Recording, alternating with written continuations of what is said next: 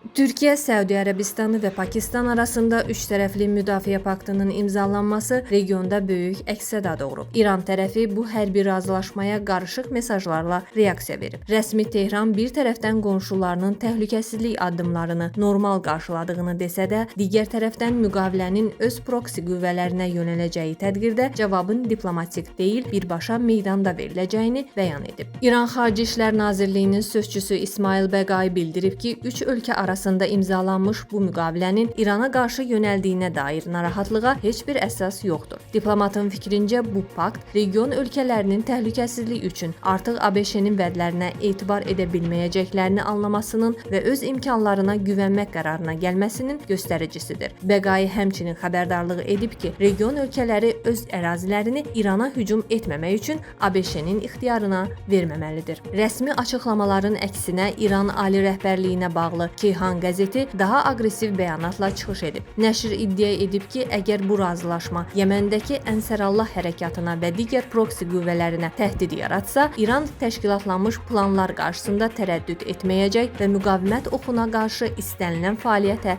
sərt cavab verəcək. İranın regiondakı proksi gücləri vasitəsilə təzyiqi artırması beynəlxalq müstəvidə Tehran əleyhinə hərbi təzyiqləri kəskinləşdirir. İsrailin Yinet portalının təhlilinə görə Tehran hakimiyyəti razılaşmalar imzalamaqla vaxt qazanmağa və şərtlərini öz xeyrinə dəyişməyə çalışır. Bəsrə körfəzində neft tankerlərinə hücumların yenidən başlaması və Tehranın nüvə danışıqlarından imtinası fonunda ABŞ prezidenti Donald Trumpın dağıdıcı nəticələrlə bağlı təhdidləri vəziyyəti gərginləşdirib. Ekspertlər hesab edir ki, diplomatik yolların tükənməsi Vaşinqtonda hərbi addım təzyiqini artıra bilər və Trump İrana qarşı geniş miqyaslı kampaniyada iştirak üçün İsrailə müraciət edə bilər. Qlobal gərginliyin digər mərkəzi olan Ukrayna cəbhəsində isə hadisələr daha kritik mərhələyə qədəm qoyur. Böyük Britaniyanın istefada olan diplomatı Alastair Crooke müharibənin kəskinləşmə mərhələsinə daxil olduğunu bildirib. Onun sözlərinə görə Rusiya məqsədlərinə nail olana qədər dayanmayacaq. Hazırda Odessadakı limanları kütləvi zərbələrlə sıradan çıxaran Rusiya ordusu Ukraynanı faktiki olaraq dənizə çıxışı olmayan bir dövlətə çevirib və ölkənin bir çox gəmilərini məhv edib. Britaniyalı diplomat Rusiyanın təzyiqi artırmağa davam edəcəyini xüsusilə vurğulayıb.